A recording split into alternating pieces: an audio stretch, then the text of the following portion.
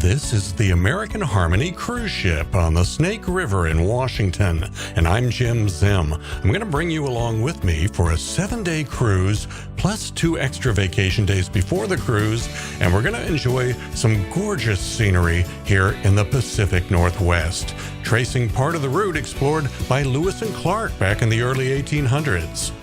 This is going to be a very different kind of cruise than I've ever done before. It's my first river cruise after 52 ocean cruises. This is the Snake River. On the left, the city of Lewiston, Idaho, and on the right, Clarkston, Washington. Obviously, the names were inspired by Lewis and Clark, who visited here in their famous exploration of the Pacific Northwest over 200 years ago. And I'm staying at the Holiday Inn in Clarkston on the banks of the Snake River because this is where the cruise is going to start. There are 2 versions of these Pacific Northwest river cruises. You can either start in Clarkston, Washington, and sail down the river to Portland, which is what I'm going to do, or you can start in Portland and sail up the river to Clarkston. The ship goes up the river one week and down the river the next week all season long. Now, the reason I'm here in Clarkston a couple of days early is that I've also booked the 2-night pre-cruise package because it includes a very fun jet boat ride into Hell's Canyon along the Snake River. But in order to keep this video from becoming an hour long, I'm not going to talk about that excursion or any others in this video. I'm going to make a separate video all about the things we did off the ship. Today's video is all about the incredible scenery we saw from the ship and a little bit about the onboard experience, including how it compared to the 52 ocean cruises I did before this. So the story of this cruise really starts here at the Holiday Inn in Clarkston, Washington. The ship docks at a pier just below the Holiday Inn, and if you sign up for that pre-cruise jet boat expedition package, or if you're cruising upriver from Portland, it's a post-cruise package, the Holiday Inn is where they put you up for 2 nights. Something embarrassing happened to me here at the dock just below the Holiday Inn while I was shooting aerial video of American Harmony at the pier. I'm a very experienced drone pilot, but I managed to crash my drone into a tree like some kind of rookie flyer. Not my finest moment. I was just hoping that the ship's captain didn't see it because American Cruise Lines invited me on this trip at their expense to shoot some photos and videos that their marketing department could use. So even before boarding the ship, the hotshot YouTuber that was getting a free cruise managed to crash his drone like some kind of newbie. But I'm happy to say that the drone survived the crash just fine. The next morning, it was time to board the ship and begin the cruise. The folks that hadn't booked the pre-cruise package arrived from the airport on 3 buses. Those of us lucky enough to have done the jet boat excursion the day before were already on board by that time. And before long, the ship started moving away from the pier, and we were on our way. Here's a time-lapse video I shot of the sail away. For YouTube, a cruise ship moves way too slow. The pace as the ship moves down the river is very slow. The scenery as you go down the river changes tremendously, but does so tremendously slowly. And that makes for a very relaxing vacation, but a boring YouTube video. Sitting out on our balcony, watching the scenery go by, I really enjoyed the relaxing, slow pace of this cruise. But for the purposes of a YouTube video, it's good to speed the whole thing up like we're doing here, using time-lapse video. One thing I want you to pay particular attention to is the way those hills alongside the river look. Notice how dry everything is. There's very little growing. The eastern part of Washington, where this cruise started, is desert land. But a few days from now, it'll be a completely different situation as we get into the west side of Washington, where they are famous for getting a lot of rain. So the scenery is going to get a lot greener as this cruise heads down the river towards the Pacific coastline. Now, one of the most interesting aspects of a cruise down the Snake and Columbia rivers is that there are 8 dams along the way, 4 on the Snake River and 4 on the Columbia River. And that means the ship has to go through 8 sets of locks to get past those dams. We're coming up to the first of those now. It's called Lower Granite Dam. The whole experience of going through the locks is very similar to what you'd be doing on a Panama Canal cruise, except here you're not competing with thousands of passengers for the best viewing locations on the ship. Look how uncrowded this viewing area at the front of the ship is. A river cruise ship like this carries less than 200 passengers. The kind of cruise ships that go through the Panama Canal carry thousands of passengers, and you're competing with all of them for those limited prime viewing spots.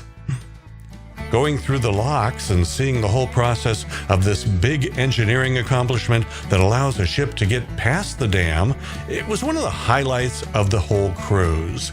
And in some ways, it was superior on a small river ship like this compared to the Panama Canal cruise that I did on a mega cruise ship. I just found this to be a lot more comfortable for everyone with no crowding compared to the Panama Canal cruise I had done earlier. I mentioned there are 8 dams along the river, so you go through 8 sets of locks. Now, some of those locks the ship will pass through at night, so you'll sleep through some of them. It takes a long time to get through a lock, so you probably don't really want to watch that process 8 times. I liked the way we got to see some during the daylight hours, and we slept through some at night.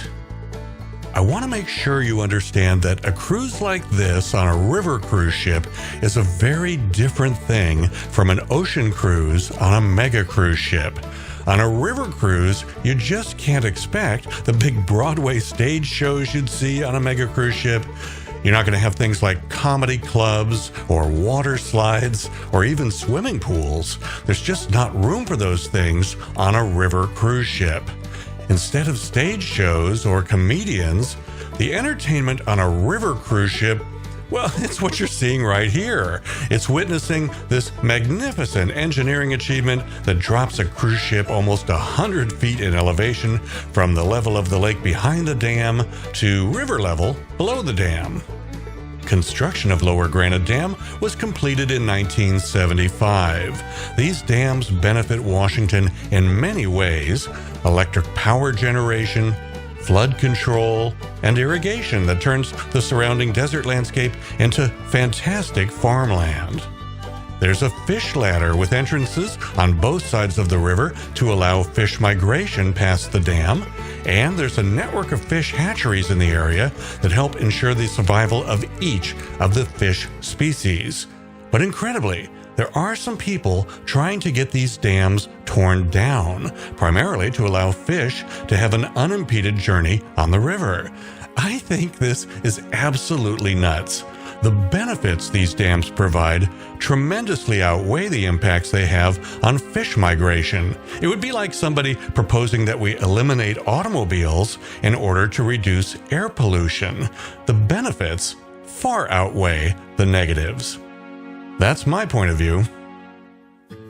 A few hours later, when we got to our second dam on the Snake River, Little Goose Dam, the sun had gone down, lights had come on, and it was getting difficult to see. By the time we exited the locks at Little Goose Dam, it was basically nighttime. So later that night, when we got to one of my favorite spots along the Snake River, it was pitch black. Now, this is a video I shot a few months ago during daylight hours at the spot I'm talking about. This is the spot where the Palouse River merges into the Snake River. The level of the river is about 200 feet below the elevation of the surrounding landscape, so they had to build this very tall bridge for trains to be able to get across the canyon. It's called the Joso High Bridge. As you may know, I'm a train fanatic. To me, this is one spectacular view, especially when there's a train on the bridge. And believe me when I say that I was paying attention to the map as our ship approached this spot. So even though it was pitch black, I was out on deck and very aware as we were passing under this bridge. and right after we passed under, I heard the distinctive rumbling of a train.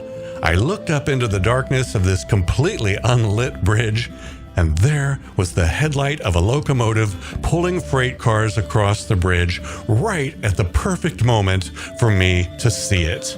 Now, of course, it was pitch black, so I couldn't get video of it, which is why you're looking at this daytime video of the bridge. But for me, it was a very special moment that night. Most of the other passengers, I'm sure, were completely unaware of what was out there. I wish they could have seen it during daylight hours like I did the day a few months earlier when I shot this video. Speaking of spectacular bridges, this one's coming up next here in my video about our recent 7-day cruise on American Harmony. It's coming up right after this.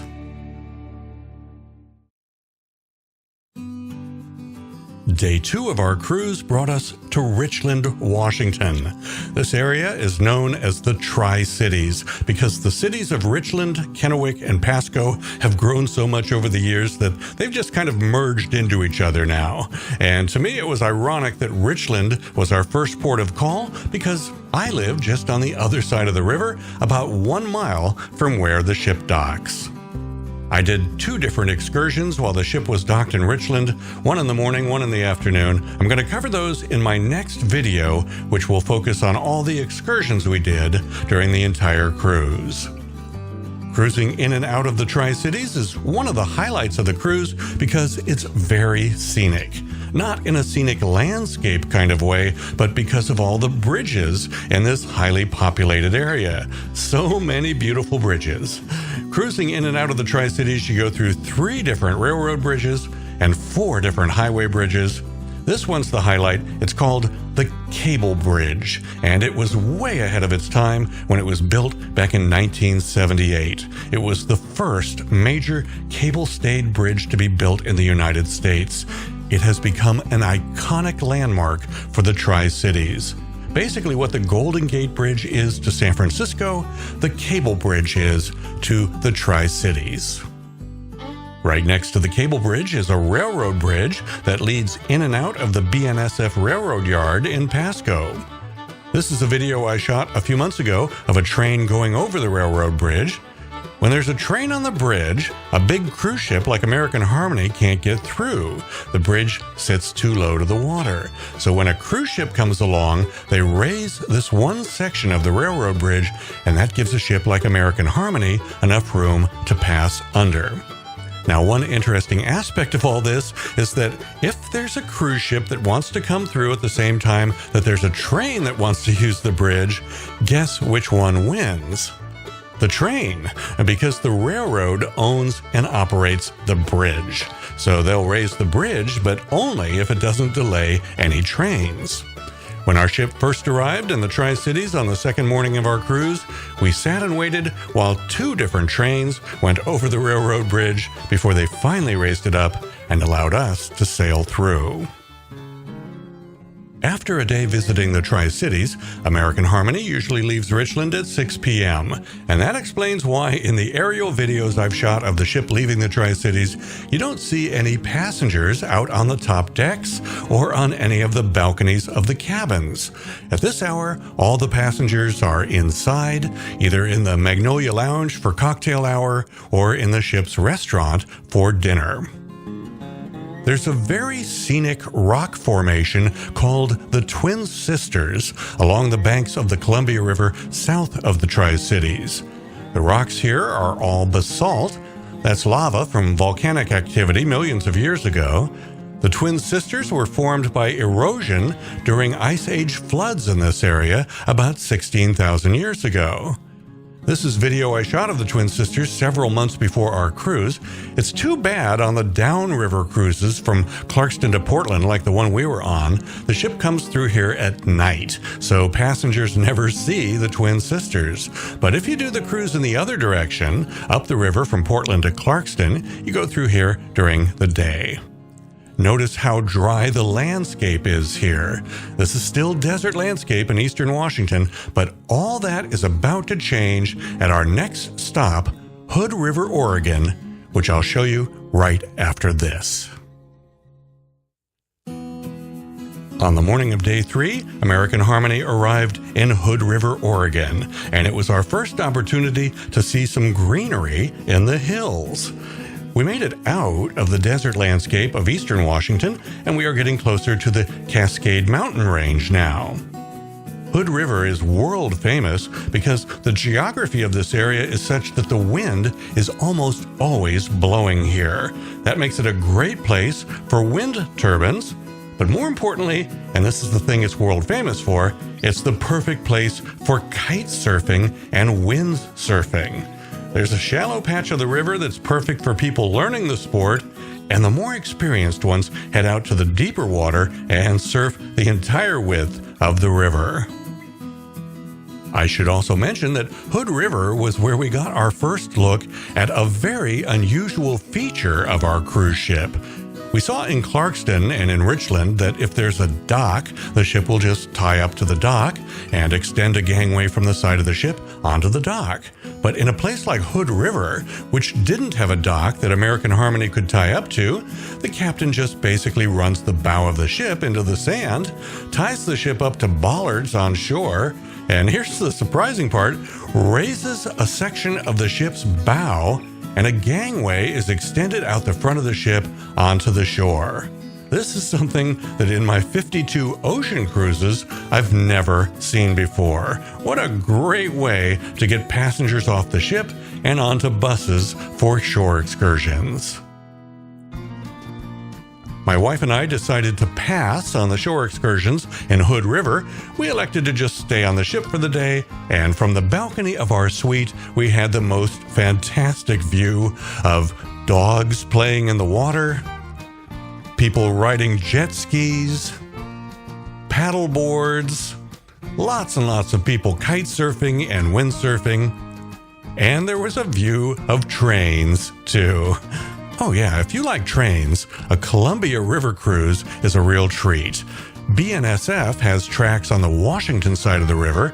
Union Pacific has tracks on the Oregon side. So between the two, on a Columbia River cruise, you will see a lot of trains. I think I'm actually going to put together an entire video just about the trains we saw on this cruise. Keep an eye out for that.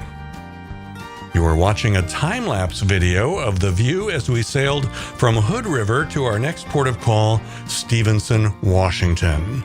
It's very beautiful here. This is an area known as the Columbia River Gorge.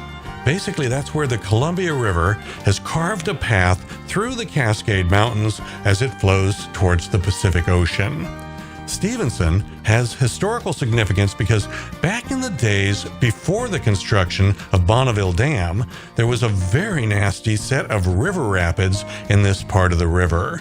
The old riverboats used to stop at this dock here in Stevenson before attempting to navigate the rapids.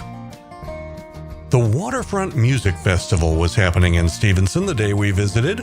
They had 2 different stages set up with musical acts performing. The only problem was that BNSF has a very busy rail line that runs right through Stevenson, so the band would be in the middle of playing a song, and then a very loud freight train would go by. Now remember to save time and keep this video from ending up being an hour long. I'm not focusing on our excursions in this video. We had a really nice one in Stevenson, but I'll talk about that in my next video. Our next stop was in Kalama, Washington, where there's a sandy beach along the river, and the captain just intentionally ran the ship aground onto the beach, raised the top section of the bow to allow a gangway to be extended, and ran the rear thrusters all day to counteract the river current, which was all it took to keep the ship in place all day, no lines or anchors needed. The reason we stopped in Kalama was that it provided easy access to the highway, so we could all get on buses and head up to Mount St. Helens. That was an excursion, so I'll cover that in the next video. Overnight, after leaving Kalama, and while everyone was sleeping, the ship went all the way down the river past Portland and to the city of Astoria. Astoria is a very significant place in the maritime world. When a ship sails all the way across the Pacific Ocean from Asia and reaches the mouth of the Columbia River, there is a very nasty area known as the Columbia Bar, also known as the Graveyard of the Pacific because of the numbers of ships that have gotten into trouble and sunk here. You see, the Columbia River carries a tremendous amount of water to the Pacific, and it flows with tremendous force from east to west. At the same time, the Pacific Ocean batters the coast with tremendous tidal energy from west to east. So where the Columbia meets the Pacific, two powerful forces collide, and ships that try to sail through this area do so at their own peril. More than 2,000 ships have wrecked in this area, with more than 700 lives lost. If a ship makes it from the Pacific through the Columbia Bar and enters the Columbia River, it passes under this bridge and reaches the safe haven of Astoria, Oregon. So it's a very significant place in the maritime world with a rich history of fishing and shipping. There's a great maritime museum right there next to the pier where American Harmony docked, and one perk for all us passengers was free admission to the museum. You'll hear more about that in my next video about the things we did on shore. After our stay in Astoria, American Harmony headed back up the river. It would take a full day to sail from Astoria to Portland, where our cruise would end. So this was day 7 of the cruise, and we spent all day just cruising up the river, and to me, this was one of the most delightful days of the cruise. I'll tell you all about it right after this. I enjoyed every day of this cruise, and each one was different, but this was the only day where we just cruised along the river all day long, and I loved it. I am all about relaxing on the balcony of a cruise ship suite, watching the world go by, or sitting out on one of the sun decks chatting with other passengers. It's a very scenic stretch of river from Astoria to Portland, and when I booked this river cruise, this is really the fantasy that I imagined. Just sitting on deck, relaxing, watching beautiful scenery go by. So the relaxing pace and beautiful scenery of day 7 of our cruise was a great way to end it. As we look at some time-lapse video of our day cruising from Astoria to Portland, I want to talk for a minute about an important difference between a river ship and a big mega cruise ship sailing out in the Caribbean, for example. On a mega ship, you might have your choice of 10 different restaurants to eat dinner in, and the menu of each one of those restaurants probably has 10 different things on it. So you literally might have 100 different possible food choices for dinner on any given night on a mega cruise ship. Well, this is a weak spot on a small ship like American Harmony. So I want you to understand this so you have realistic expectations regarding dining on a ship like this. There is one restaurant on American Harmony, and the menu offers 3 choices of entrees. So you just have to accept that, and if you're a picky eater, this is just going to have to be one of those cruises where the food isn't your focal point. I did overhear somebody one night over dinner order a peanut butter and jelly sandwich because they disliked all 3 of that night's choices, so I guess it's possible to order off menu. And there were a few things I ate on American Harmony that really impressed me, but after 52 ocean cruises with lots of dining options and some really great food, the food on American Harmony just did not compare well. So beware of that. Take a cruise like this for the beautiful views, all the lovely scenery of the Pacific Northwest, and not for the food. They do offer a casual lunch option out on the back sun deck where you can get hamburgers, hot dogs, pizza, wraps, nachos, and ice cream bars too. The weird thing is that they don't have a deep fryer, so they don't offer French fries or onion rings, just bags of chips. It's only open for a few hours at lunchtime. The sign said it was open until 5, but that just wasn't true, and it wasn't open at all on the first day of our cruise. One other thing about the dining room, just so you're aware, there are no tables for 2 at all. There are tables for 4 and tables for 6, no tables for just 2. So it's quite likely that if you and your spouse sit down at an empty table, at some point 1 or 2 other couples is going to join you. Now, at first, this seemed like a negative to me. My wife and I usually like to eat by ourselves on a cruise ship, have some privacy, do our own thing. So that first day on American Harmony with no tables for 2, I thought it was going to be a problem. Well, life is full of surprises. We actually ended up meeting a lot of really nice people and having some really lovely conversations in the restaurant. One couple in particular, Bob and Joan, just delightful. It was such a treat to get to know them. I've been keeping in contact with them ever since the cruise, and I hope to get to cruise with them again someday. So in the end, I decided it was actually a good thing that there are no tables for 2 on American Harmony. Cocktail hour was also a good opportunity to mingle and chat with our fellow guests. And there were also onboard art classes that people seemed to really enjoy. There's Bob and Joan. There was entertainment in the evenings. Of course, nothing even close to the kind of entertainment you'd get on a big ocean cruise ship. And there were also lectures from a historian about everything from Lewis and Clark to things you do in the ports of call.